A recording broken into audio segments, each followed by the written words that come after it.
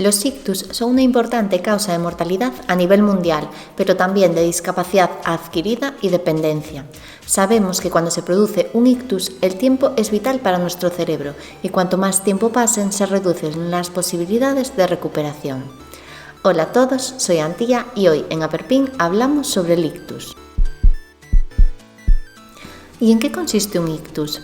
Nuestro cerebro, como todos los demás órganos de nuestro cuerpo, recibe sangre a través de los vasos sanguíneos, necesario para funcionar con normalidad y que seamos capaces de hacer todas esas acciones que hacemos de manera habitual, como movernos, relacionarnos con el entorno, ver, hablar, etc. Si este flujo sanguíneo se interrumpe, bien porque una arteria se tapone o porque se rompa, las células nerviosas de nuestro cerebro no recibirán el oxígeno que necesitan para funcionar con normalidad y dejarán de hacerlo. Esto es lo que se conoce como accidente cerebrovascular o ictus. Según el mecanismo por el que se produzca esta interrupción del flujo sanguíneo, podemos distinguir dos tipos de ictus, los ictus isquémicos y los ictus hemorrágicos. Dentro de los ictus isquémicos son los más frecuentes y esta interrupción del flujo sanguíneo se produce porque una arteria se obstruye. Para esta obstrucción conocemos dos mecanismos. Que la obstrucción se produzca por una trombosis que se genera en los propios vasos sanguíneos que irrigan el cerebro. En estos casos, la causa más frecuente es la enfermedad de las propias arterias extra- e intracraneales que irrigan el cerebro, lo que conocemos como arteriosclerosis. Pero también puede deberse a un embolismo, lo que sería un coágulo que se genera en el corazón y que se suelta hacia los vasos que irrigan el cerebro, taponándolos. Esto, la causa más frecuente sería una arritmia cardíaca que conocemos como fibrilación auricular. Y podemos hablar de ictus hemorrágicos. En estos casos, la interrupción al flujo sanguíneo se produce por la rotura de un vaso sanguíneo y la salida de sangre a un lugar donde habitualmente no la hay. En función del lugar donde se acumule esta sangre, podemos hablar de hemorragias intraparenquimatosas y hemorragias subaracnoideas. ¿Y cuáles son los factores de riesgo para sufrir un ictus? Dentro de los factores de riesgo tendremos que dividir en factores de riesgo modificables, que son aquellos sobre los que podemos actuar, y no modificables, que son aquellos con los que tenemos que convivir sin poder hacer nada. Dentro de los factores de riesgo no modificables podemos hablar de la edad. La edad avanzada es un factor de riesgo para sufrir un ictus, principalmente por encima de los 80 años. También la raza. Las personas negras tienen mayor riesgo en comparación con las blancas de sufrir un ictus. El sexo también es un factor importante. Los hombres tienen mayor riesgo que las mujeres de sufrir un ictus en casi todas las épocas de la vida, a excepción de los menores de 45 años y por encima de los 85 años, edades a las que los riesgos se igualan entre hombres y mujeres. Y los antecedentes familiares de ictus también confieren mayor riesgo de sufrir un ictus.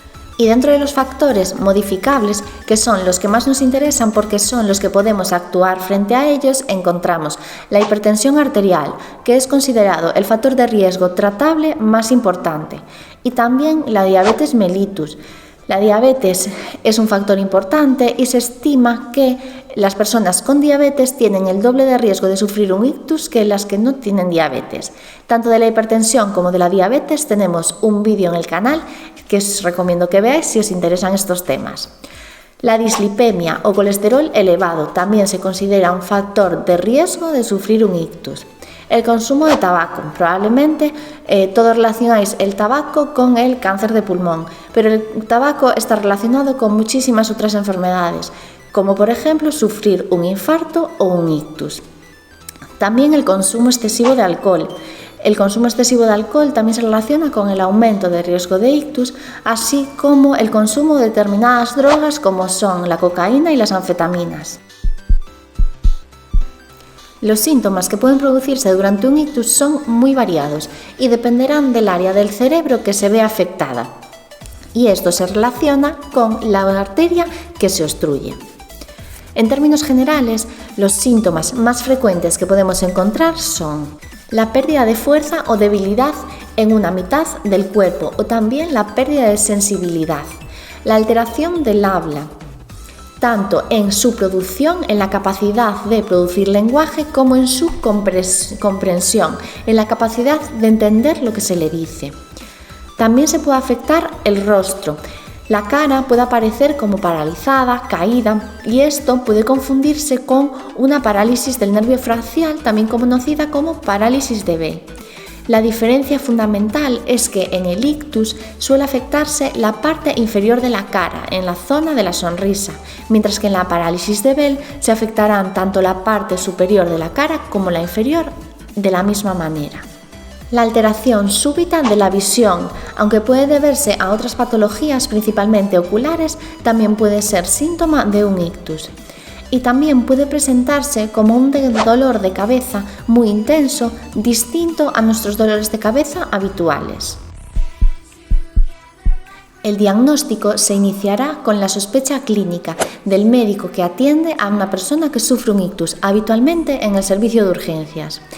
En muchos vídeos comento esto de sospecha clínica, que el diagnóstico es clínico, y nunca me he parado a explicarlo. Sospecha clínica nos referimos a ello cuando el diagnóstico se hace por lo que vemos, por lo que nos cuentan los pacientes, por la exploración física que hacemos o por signos y síntomas que ellos tienen. Además, será necesario hacer una prueba de imagen cerebral, un TAC o una resonancia. Habitualmente se realiza un TAC por su mayor disponibilidad y la mayor rapidez en su realización. También será necesario realizar un estudio ecográfico de las arterias que irrigan el cerebro, monitorizar el ritmo cardíaco buscando encontrar posibles arritmias embolígenas y, en el caso de que se sospeche una fuente embolígena en el corazón, realizar una ecografía cardíaca. El tratamiento en el momento agudo del ictus debe realizarse en una unidad especializada en esta patología, dado que el tratamiento dependerá de diferentes variables. Entre ellas podemos encontrar el tiempo de evolución del ictus, cuánto tiempo ha pasado desde los primeros síntomas, también el tipo de ictus ante el que nos encontramos, los hallazgos que veamos en las pruebas de imagen, y también dependerán de si la persona que sufre un ictus padece alguna patología previamente que contraindique su tratamiento. Como os decía, es una valoración compleja que debe hacerlo un equipo especializado. En el ictus isquémico, en caso de reunir criterios de tratamiento en el momento agudo, podría realizarse mediante tratamiento fibrinolítico, que sería administrar un fármaco intravenoso cuya acción sería disolver la obstrucción. Y en determinadas ocasiones podría estar indicada la trombectomía mecánica, que busca extraer el trombo mediante un catéter. Tras la fase aguda del ictus, todas las personas deben tener un estricto control de los factores de riesgo vascular, como comentábamos antes, la hipertensión, la diabetes, la dislipemia, dejar de fumar, etc. Y además, si el ictus fue trombótico, deben recibir un tratamiento antiagregante plaquetario, como es el ácido acetil salicílico, o un tratamiento anticoagulante si el origen fue un ictus cardioembólico. Y esto era todo por hoy, espero que el vídeo os haya gustado. Si es así, dadle a like. Si os gusta el canal y queréis seguir viendo vídeos, suscribiros y nos vemos en próximos vídeos.